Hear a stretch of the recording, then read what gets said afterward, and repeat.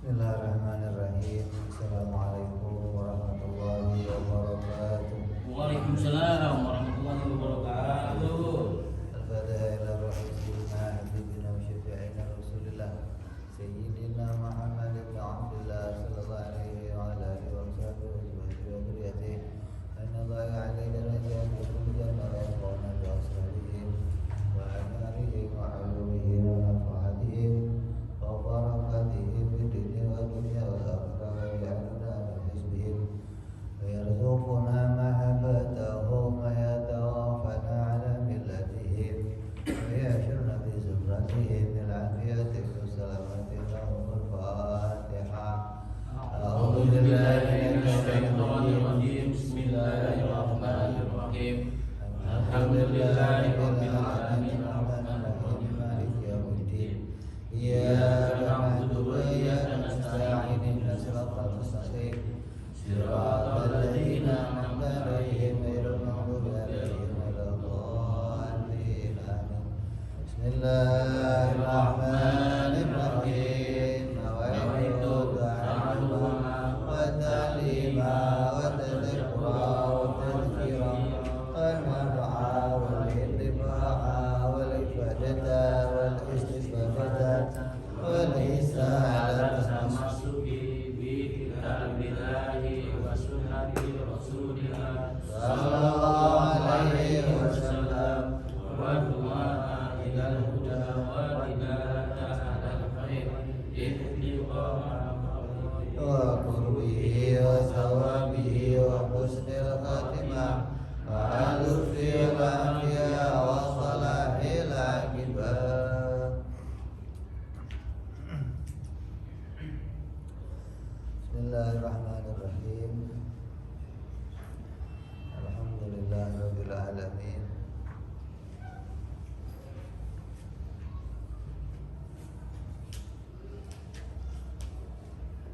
Wassalatu wassalamu ala asyrafil anbiya'i wal mursalin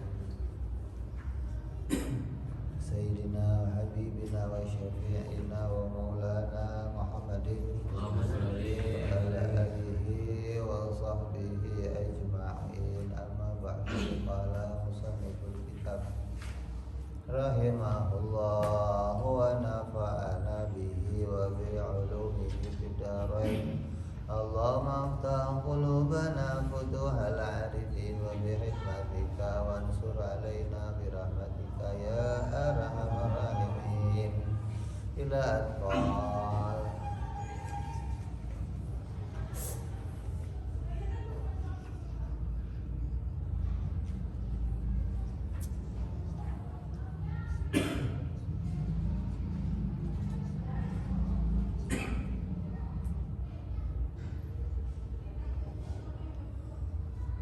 Yajibu ala kulli mukallafin ayarifa ma yajibu fi haqqi ta'ala wa ma yastahilu wa ma yajuzu. Wajib atas setiap mukallaf, laki-laki maupun perempuan,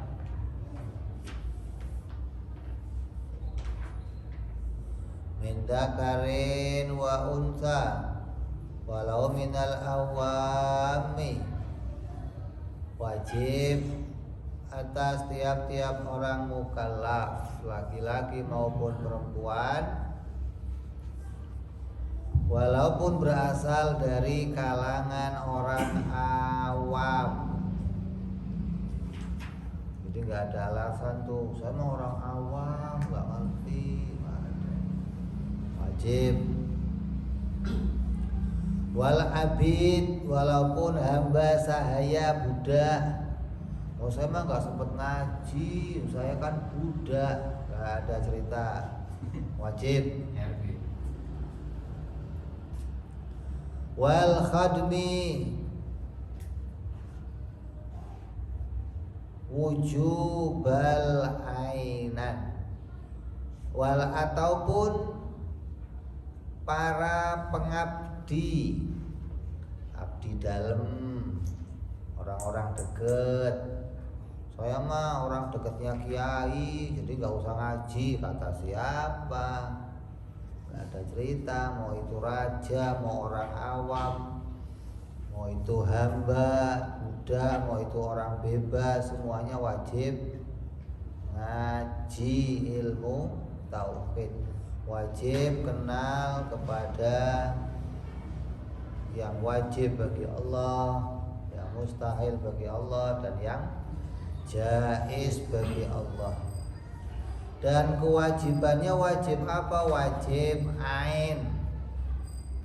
Wajib ain itu maknanya wajib pribadi masing-masing, nggak bisa diwakilkan, nggak bisa udahlah yang penting Pak Kiai udah tahu, saya mah ikut Kiai aja. Nggak boleh. Kamu juga harus tahu sendiri, namanya wajib ain.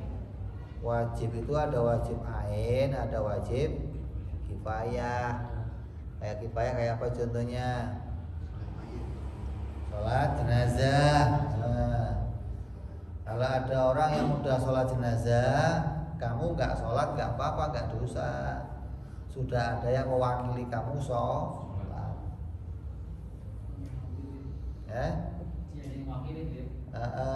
Mandiin jenazah, asal udah satu aja mandiin udah cukup. Kalau fardu ain gimana? Kalau fardu ain tiap-tiap orang harus melakukannya, itu fardu ain. Kayak sholat zuhur, sholat jumatan, itu fardu ain, nggak bisa diwakilin. Nggak, tolong dong saya nggak bisa hadir, kamu wakil ya. Nggak boleh, harus dikerjakan sendiri. Begitupun mengenal kepada Allah, mengenal kepada para rasul, ini juga wajib ain, wajib pribadinya masing-masing, tidak boleh diwakilkan kepada yang lain. Apa yang diwajibkan? Aya'rifa, untuk mengetahui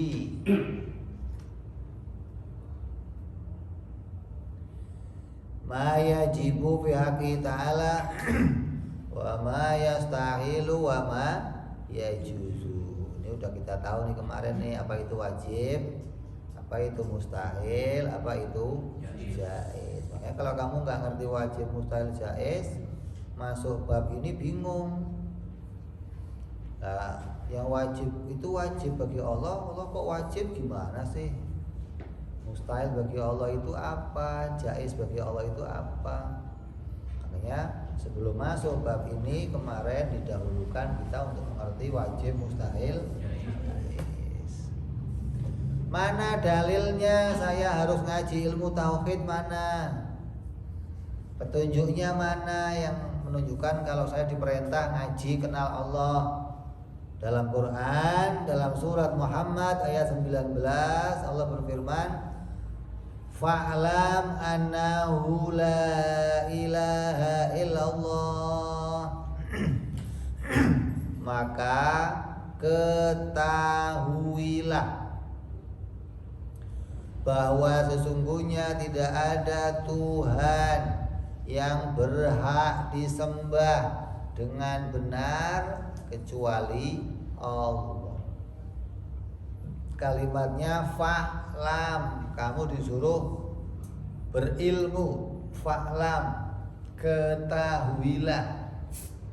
Allah nggak ngomong percayalah, yakinilah, dengarkanlah, bacalah, pahamilah. Nggak ngomong itu. Allah ngomongnya ketahuilah, menunjukkan pentingnya ini untuk sampai pada sebuah pengetahuan, bukan hanya dengar-dengar, bukan hanya katanya, bukan, tapi harus sampai pada pengetahuan. Ilmu kan fa'lam itu artinya kamu harus mengetahui, berarti harus berilmu. Ilmu dan ma'rifat itu pengertiannya sama. Boleh diomong ma'rifat, boleh diomong ilmu. Maka dikatakan di situ wal ma'rifatu, apa sih yang namanya ma'rifat?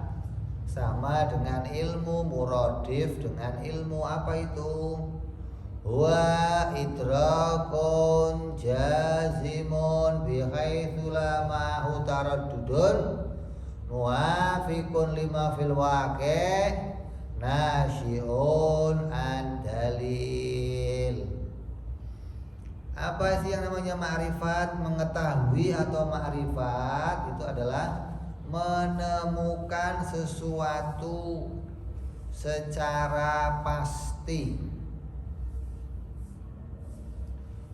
Secara pasti itu maknanya bukan kira-kira,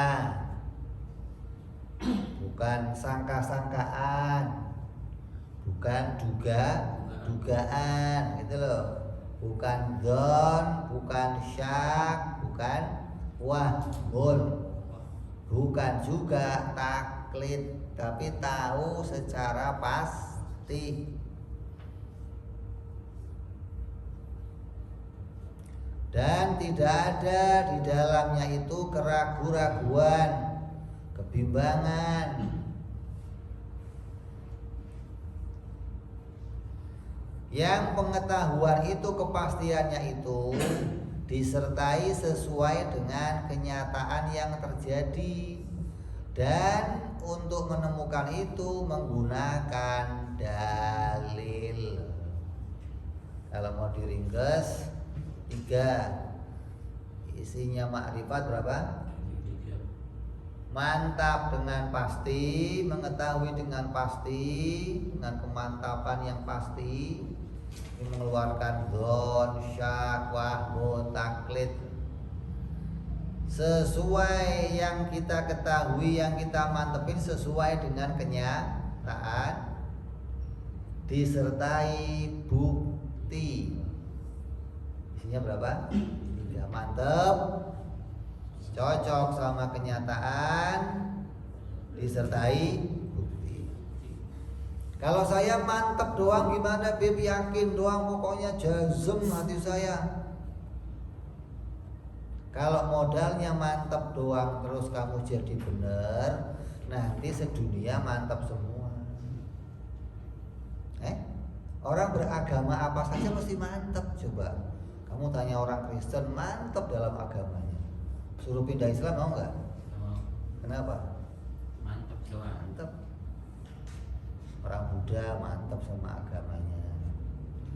Orang Yahudi apalagi mantep sama agamanya. Ya, mereka nggak mau pindah dari agamanya karena sudah sampai pada kemantapan. Tapi yang dimantepin mereka itu nggak cocok sama kenyataan. Kenapa? Manusia diyakini sebagai Tuhan. Tuhan diyakini punya anak. Jadi kemantepannya, keyakinannya gak cocok sama kenyataan. Buddha di atas, botak, nangkring dianggap Tuhan. Shiva, Brahma yang tangannya banyak dianggap Tuhan. Matahari dianggap Tuhan. Planet dianggap Tuhan. Berarti keyakinannya nggak cocok sama kenyataan. Apalagi orang-orang Jawa dulu, apa imannya? Orang Jawa dulu imannya apa? Animisme. Apa itu? Nyembah apa aja, jangkrik disembah, ular disembah, kepiting disembah, tembok disembah, kayu gede disembah. Orang Jawa nggak boleh lihat yang unik-unik. Ini nih Tuhan nih. Wah, kenapa? Karena nyembahnya bukan dengan mengetahui kebenaran. Nyembahnya dengan keraguan-raguan, kebimbangan, kira-kira, duga-dugaan. Ini mungkin Tuhan ini kali ini. Yang ini Tuhan kali ini. Tuhan kok kali coba-coba gimana sih? Mau nyembah Tuhan kok coba-coba. Jadi mantepnya disertai cocok sama kenyataan, terus disertai pula dengan bukti gitu. 3. Lah orang-orang di luar Islam ini mantep doang, mantepnya juga mantep bukan pakai ilmu, bukan pakai kebenaran, bukan pakai keyakinan, bukan pakai kepastian, nggak cocok sama kenyataan, boro-boro pakai dalil. Kalaupun pakai dalil, mendalili sesuatu yang menunjukkan pada perkara yang salah, kan berat. Barang salah diyakini. Lah, orang Islam gimana? Orang Islam wajib punya 3. Rata-rata orang Islam, awamnya orang Islam itu hanya punya 2. Apa? Mantepnya cocok sama kenyataan. Saya yakin Allah Tuhan. Saya yakin Allah itu Tuhan yang esa. Ini mantep nih. Dan cocok sama kenyataan. Memang Allah itu esa. Tapi nggak punya bukti. Nggak pernah ngaji dalil. Nggak pernah ngaji ilmu tauhid. Pokoknya kata bapak saya yakin.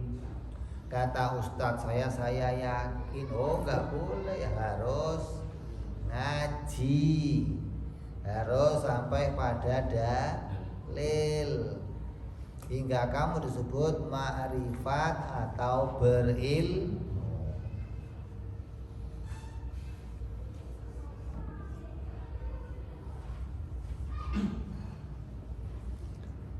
Terus wajibu syar'an, dan wajib menurut syariat. Tuh dijelaskan tuh wajib menurut syariat. Kenapa? Karena ada wajib menurut akal. Alaman dzukira, bagaimana kepada orang yang telah disebutkan, maknanya laki-laki dan perempuan dari orang-orang mukallaf. Apa kewajibannya? Wujuban ainian, wajib atau fardhu ain, ma'rifatu kulli aqidatin bidalili hal ijmali. Wajib mengetahui setiap akidah yang wajib bagi Allah, yang mustahil bagi Allah, yang jaiz bagi Allah, wajib mengetahui secara ijmal atau secara garis besar. Ini wajib ain, yang masuknya wajib furu', bukan wajib usul. Makanya siapa yang mengerjakannya mendapatkan pahala, yang meninggalkannya dapat dosa. Dan wajibnya mengetahui itu fardhu ain dengan dalil secara ijmal. Dalil ijmal itu yang bagaimana? Dalil yang ringkas, yang mudah, yang tidak memberatkan. Yang penting punya dalil. Jangan dipersulit. Wah, cuma kurang lengkap dalilnya, nggak usah ikut-ikut. Yang penting kamu sudah punya keyakinan yang disertai dengan dalil, walaupun dalilnya ijmal. Apa fungsinya dalil?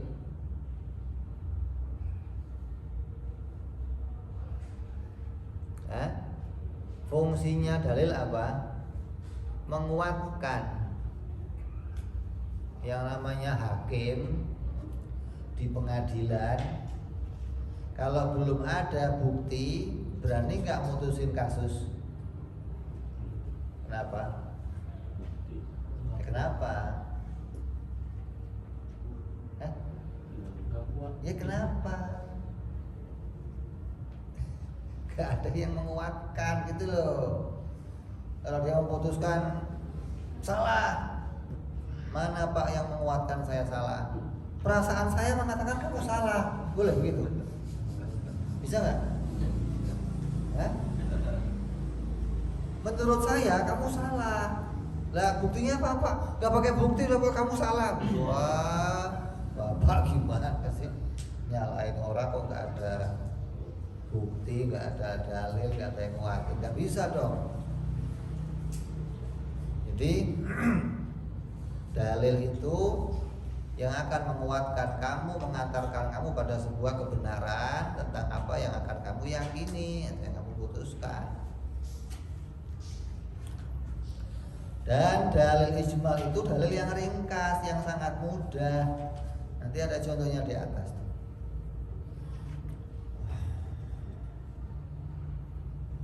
Wa amma ma'rifatuha bidaliliha tafsil fa fardhu kifayah. Adapun untuk mengetahui akidah dengan dalil tafsil, hukumnya fardu kifayah. Artinya cukup untuk para guru.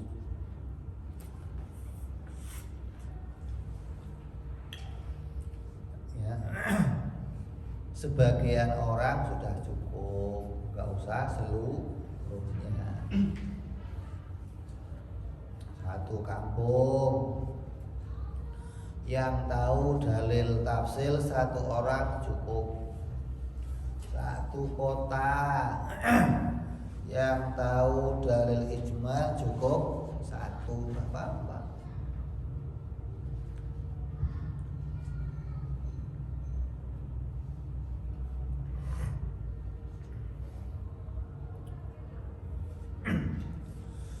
Untuk apa dalil ijmal? Untuk apa dalil tafsil? Untuk mengurai.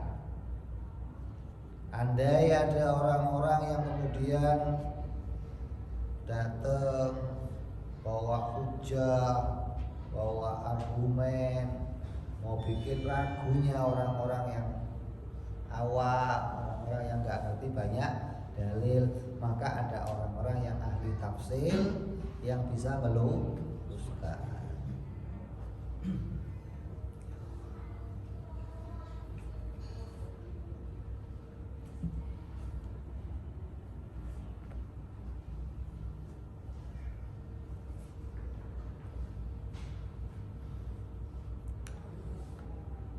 Fayajibu ala ahli kulli nahiyatin.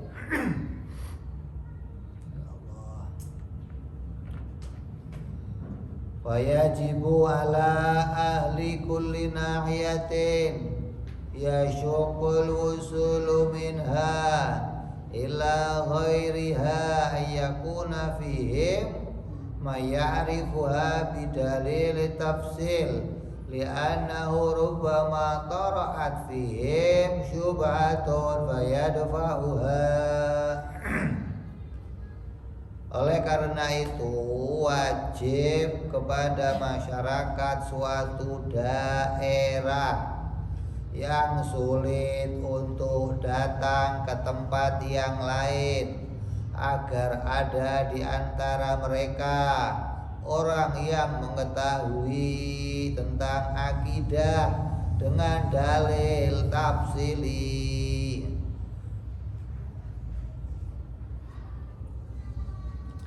Kamu tinggal di daerah jauh dari yang lain. Artinya kalau ada masalah mau mendatangi yang lain itu lama, jauh. Maka di daerah kamu yang begitu itu harus ada orang yang mengerti secara tafsil. Kenapa fungsinya? Karena terkadang terjadi di kalangan mereka sesuatu yang rancu. Maka ketika ada kerancuan, orang yang tahu tafsil itu bisa melerai, meluruskan, menjelaskan hingga mereka menemukan jalan keluar. Tidak sampai terjadi perselisihan. Nah, coba kalau sekampung taunya dalil ijmal semua, nggak ada yang tahu tafsil. Ketika ada keributan, kerancuan, masing-masing nggak bisa menyelesaikan hingga mereka akan terjadi perpecahan. Nah kalau pecah dalam akidah gimana? Oh pecah dalam akidah tidak ada toleransi. Yang namanya ikhtilafu rahmah, ikhtilafu ummati rahmat, itu ikhtilaf di dalam furu', dalam ilmu fikih. Boleh tuh khilaf. Yang satu pakai kunut, yang satu nggak pakai. Boleh. Yang satu pakai sedekap, yang satu nggak pakai sedekap, boleh. Yang satu tahiyatnya goyang-goyang, yang satu bulat, boleh. Atur aja. Itu bentuknya apa? Furu'iyah, amal dohir. Maka boleh berbeda yang satu dengan yang lain. Tapi kalau akidah nggak boleh ada khilaf, nggak boleh ada dua pendapat. Akidah harus satu pendapat, satu keyakinan. Karena Nabi mengajarkan iman dengan satu macam keimanan. Tapi kalau cara ibadah bisa macam-macam. Cara baca Quran ada 7 macam. Bisa pakai cara ini, cara itu. Salat bisa pakai 4 macam.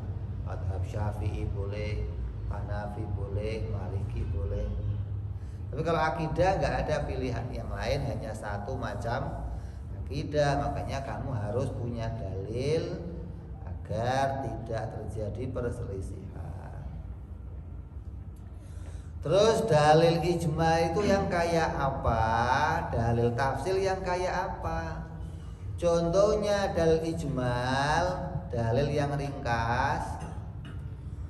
Wa dalilu ijmaliyun wal mahjuz an tafsirihi wa yadfa'u syubha. Dalil ijmal itu dalil yang tidak mampu untuk memberikan penjelasan atau mengatasi kebimbangan atau kekisruhan atau kerancuan.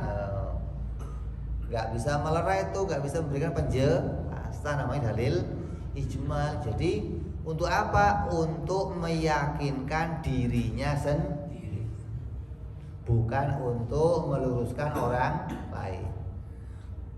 Jadi kalau kamu pakai dalil ini, hati kamu mantep, tapi kamu nggak bisa jelasin ke orang lain gitu loh. Mantepnya hanya bisa untuk dirinya. Kan banyak tuh ya orang-orang kita, orang tua kita imannya kuat, tapi ketika ditanya alasannya, pokoknya beginilah, nggak ngerti saya.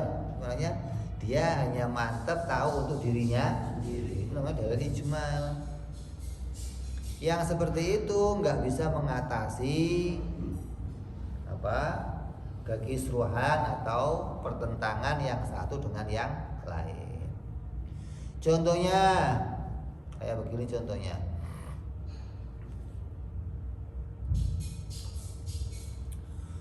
Fa idza qila laka ma dalilu ala wujudi ta'ala.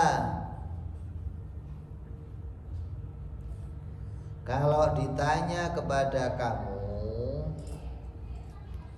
apa sih bukti adanya Allah?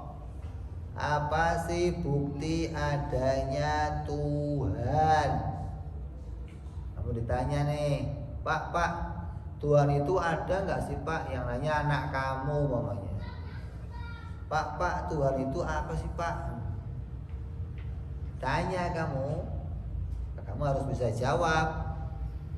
Terus kamu jawab apa? Fakulta, maka kamu jawab al-alam.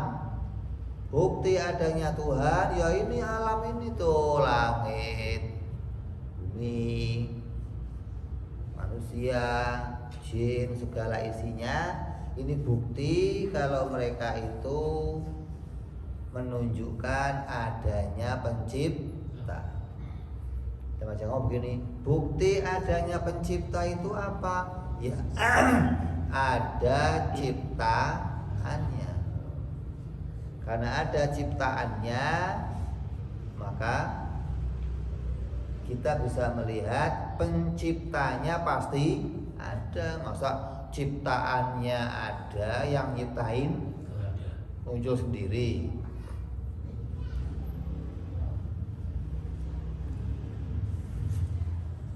Jadi ketika kamu ditanya tentang apa bukti adanya pencipta, maka kamu menjawab adanya ciptaannya. Walam ta'rif jihata dilala hal hiya huduthuhu au imkanuhu au huma. Dan kamu nggak bisa memberikan penjelasan lebih lanjut. Kalau ditanya lagi nggak bisa jawab. Apa sih bukti adanya Tuhan? Ya ini alam ini. Emangnya lu lihat Allah bikin langit bumi? Ya kagak. Dari mana lu tahu? Gua nggak ngerti begitu. Supaya gua ya yakin dah langit bumi ada yang bikin dah.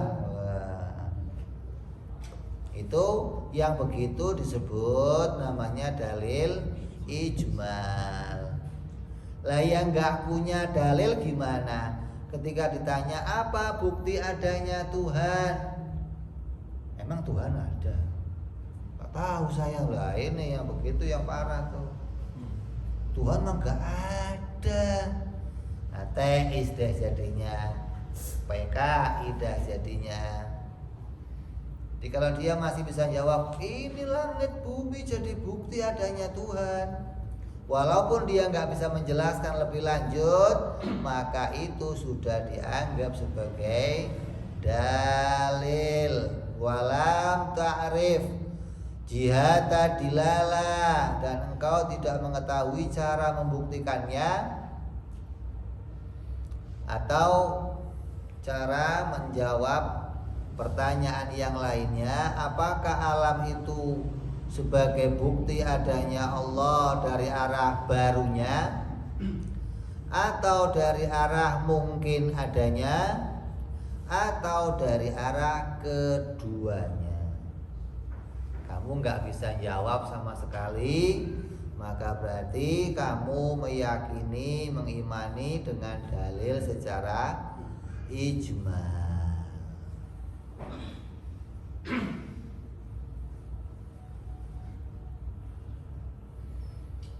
Jadi al-ma'juz an tafsirih wa daf'i syubhah. Dalil ijmal adalah lemah untuk memberikan penjelasan atau mengatasi kerancuan. Au araftaha walam takdir ala faqi syubhati fa huwa dalilun ijmaliyun. Atau engkau dapat mengetahui tentang adanya Tuhan, tapi engkau tidak mampu mengatasi kerancuan tersebut, maka hal itu adalah dalil ijmal. Wa amma dalilu tafsil, idza arafta jihata dilalah wa qadarta ala raddi syubhati fa huwa dalilun tafsiliyun. Apabila engkau mengetahui cara membuktikan adanya Tuhan dan mampu mengatasi ketidakjelasan yang terjadi, maka kamu berada pada kondisi mempunyai dalil secara tafsil. Kayak apa contohnya? Kama idza qila laka ma dalilu ala wujudihi ta'ala. Kalau ditanya kepada kamu, hai fulan, apa bukti adanya Allah? Fakulta, maka kamu menjawab, al-alamu, alam semesta ini buktinya. Wa qadarta ala taswiri hadza dalil wa arafta jihata dilalah fihi wa qadarta ala faqi syubhah. Engkau selain bisa menjawab alam sebagai bukti adanya Tuhan, engkau bisa pula mampu memberikan penggambaran dan menjelaskan dalilnya. Engkau mengetahui cara membuktikannya dan mampu mengatasi ketidakjelasan. Berarti kamu paham secara terperinci, secara jelas gitu loh, detail. Apa buktinya langit bumi ini menunjukkan adanya Tuhan? Langit, bumi, manusia itu semua mengalami perubahan. Sono sini, kecil gede, nggak ada menjadi ada menjadi tiada, mengalami perubahan. Setiap yang berubah pasti baru. Setiap yang baru pasti diciptakan. Bisa tuh kamu hujah begitu. Oh, berarti ini tafsil nih pahamnya nih, terperinci nih. Kenapa bisa mengatasi keraguan, bisa menjelaskan dalil yang disampaikan.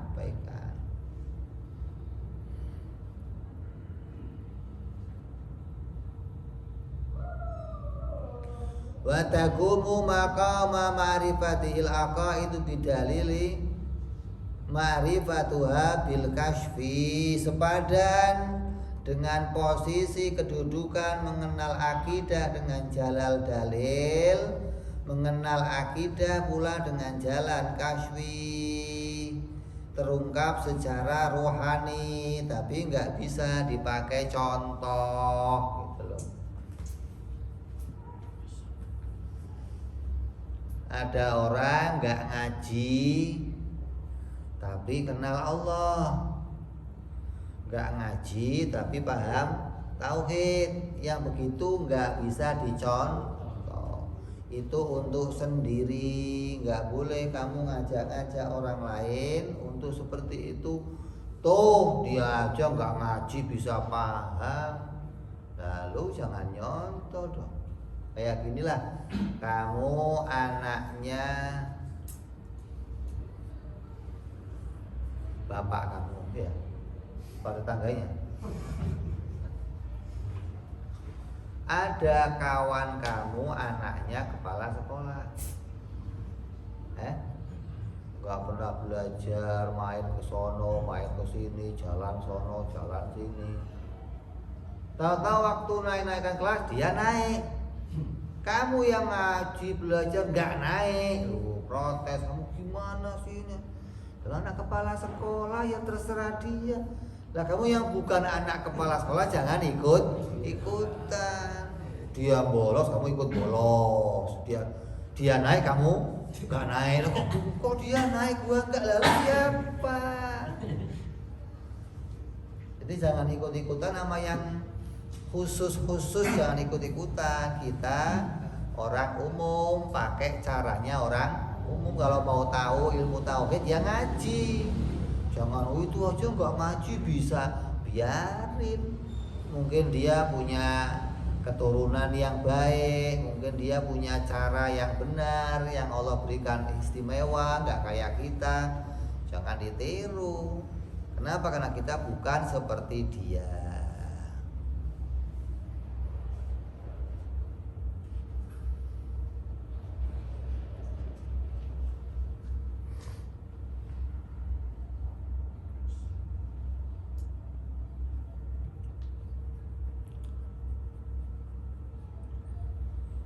Terus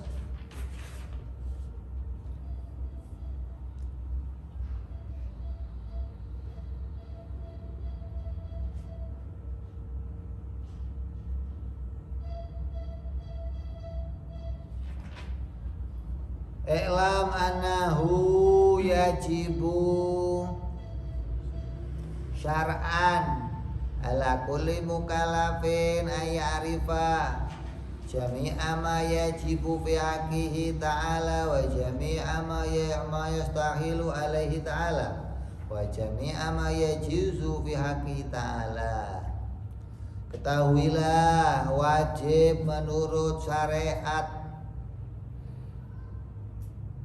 bagi setiap mukallaf laki-laki dan perempuan mengetahui semua sifat-sifat yang wajib dan semua sifat-sifat yang mustahil dan semua yang jaiz bagi Allah Subhanahu wa taala. Fama qamatil adillatul aqliyah aw naqliyah alai ijmalan wa huwa wujubu ittisafi ta'ala bisairil kamalat wa wujubu tanazuhihi an sairil naqais wajabat ma'rifatuhu ijmalan. Wajib kenal Allah itu bukan cuman kenal namanya, tapi wajib kenal sifat-sifatnya. Bukan cuma namanya doang. Saya mau udah kenal Allah, dia kan Ar-Rahman, Ar-Rahim, itu mah nama-namanya, bukan sifatnya, bukan. Wajibnya kamu tahu itu dengan sifat-sifatnya. Maka pengetahuan itu disertai dengan dalil akli ataupun dalil nakli. Dalil akli itu apa? Dalil yang pakai penelitian akal, berpikir menggunakan akal. Nanti kita akan contohkan. Adapun dalil syar'i nakli itu berita Al-Qur'an dan hadis. Beda nih, ada akli, ada nakli. Kalau akli pakai berpikir, tiap orang bisa. Kalau nakli mengikuti Quran dan hadis. Jadi wajib kamu mengetahui akidah ini pakai dalil akli ataupun dalil nakli, gitu loh. Jangan nakli doang dan jangan akli doang. Aklinya ya ada, naklinya juga ada. Yaitu wajib Allah bersifat dengan semua sifat sempurna. Ini namanya ijmal. Allah wajib bersifat dengan semua sifat sempurna, dan Allah wajib bersifat suci dari kekurangan. Maka wajib mengetahuinya secara global atau secara garis besar. Artinya mengetahui sifat Allah jumlahnya enggak cuma 20. Sifat Allah itu enggak 20. Terus berapa? Tak terbatas. Artinya kalau mau kita hitung satu-satu enggak sanggup kita ngitung. Lah kok di sini cuma 20. 20 itu mencukupi untuk kamu mengenal Allah. Dengan 20 itu kita sudah bisa kenal kalau dia itu Allah, Tuhan semesta alam. Adapun kamu kok mau tahu lebih, ya silahkan kalau kamu bisa, kalau kamu punya kemampuan untuk mengetahui sifat-sifat Allah yang lebihnya dari 20. Tapi ulama membuat keputusan bersama dengan 20 ini cukup menjadi jalan mengetahui Allah Subhanahu wa ta'ala. Jadi bukan sifatnya Allah cuma 20, bukan. Di kewajiban kamu yang pertama mengenal Allah secara ijmal, yaitu Allah bersifat dengan semua sifat sempurna dan Allah tidak sedikit pun bersifat dengan sifat kekurangan. Adapun wajibu alaina anna taqida anna lahu ta'ala kamalat la nihayah laha min jihatil adadi fi nafsil amri. Oleh karena itu wajib bagi kita meyakini bahwa Allah mempunyai sifat-sifat sempurna yang tidak ada batasnya dari segi jumlah pada perkara kalau mau kita hitung. Allah berfirman wala yuhituna bihi ilman. Allah mengetahui apa yang mereka tidak dapat ketahui dalam ilmunya Allah. Artinya tidak ada satupun yang bisa meliputi semua ilmunya Allah. Sedangkan Allah mengetahuinya meliputi segala sesuatu. Kita nggak bisa menjangkau yang diketahui Allah tentang dirinya sendiri ya sempurna. Adapun yang kita ketahui tentang Allah ya terbatas. Nabi Isa berfirman apa? Ta'lamu ma fi nafsi wa la a'lamu ma fi nafsi. Engkau ya Allah mengetahui semua yang ada pada diri saya, dengan saya tidak tahu apa yang ada pada engkau ya Allah. Kenapa? Yang satu terbatas, yang satu tidak terbatas. Wa ma qamatil adilatul aqliyah au naqliyah ala tafsil yajibu ma'rifatu tafsilan wa ishruna sifat wa addaduha. Loh. Adapun mengetahui Allah dengan dalil akli ataupun dalil nakli secara tafsil, maka kamu harus mengetahui 20 sifat Allah. Kalau ijmalnya Allah bersifat sempurna yang tidak terbatas.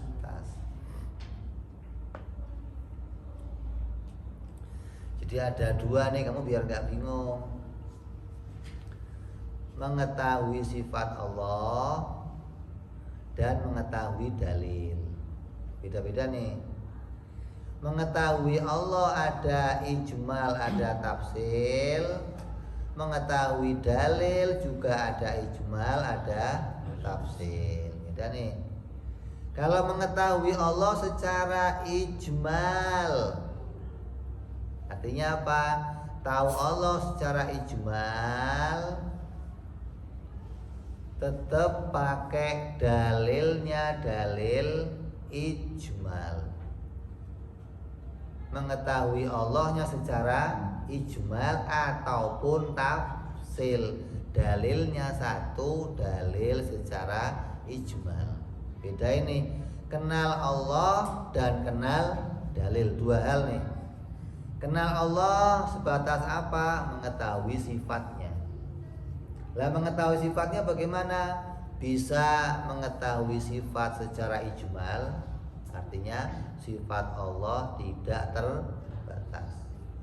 Kalau mengetahui Allah secara tafsil, tahu 20 sifat Allah satu per satu. Wujud, idam, kok sampai mutakal lima.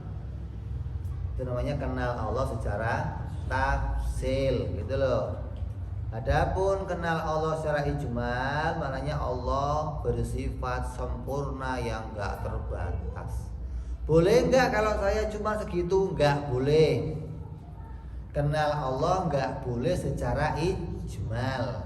Kenal Allah harus secara tafsil, kenal sampai 20 sifat Allah.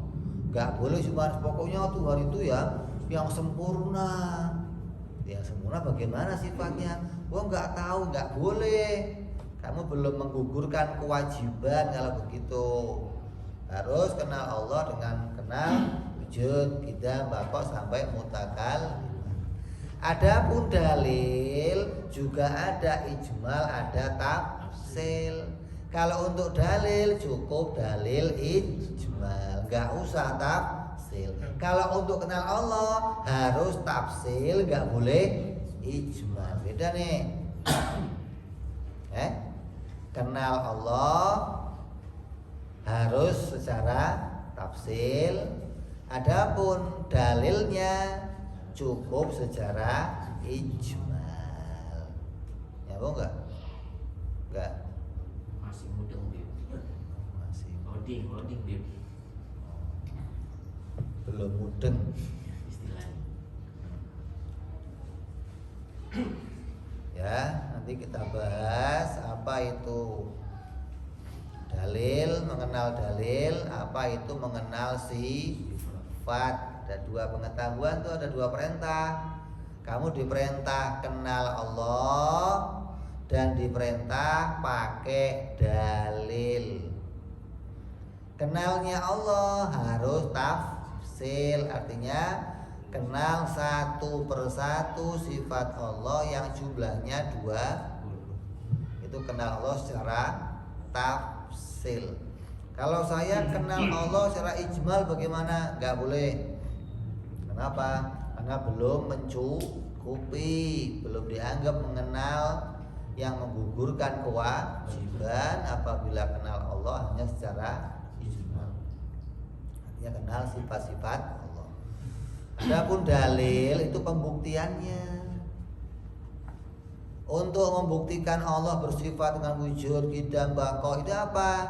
Untuk membuktikannya cukup pakai dalil ijmal. Gak usah pakai dalil tafsil. Ya, jadi ada dua pengetahuan nih, mengetahui sifat-sifat Allah dan mengetahui dalilnya. Kalau tahu sifatnya harus tafsil. Kalau dalilnya secara ijmal. Terus setelah kamu tahu itu semua, tahu wajib, mustahil, jaiz, tahu hukumnya syariat mewajibkan, maka besok kita mulai akan masuk sifat yang pertama bagi Allah.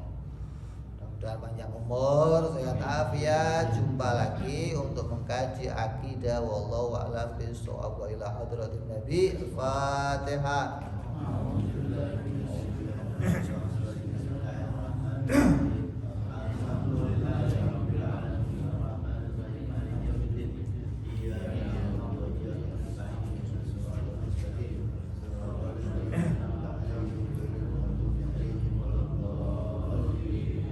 Ya Rabbana tarabna biyanana tarabna wa annana asrafna lana wa'afna farzuq alaina tawba tafsir kulli hawba wa zulana amrati wa amini ra'ati wa fili walidina rabbi wa mauludina wal ahli wal imani wa sairil ilami wa kulli di mahabba awziratin asobba wal muslimina ajma'in rabbi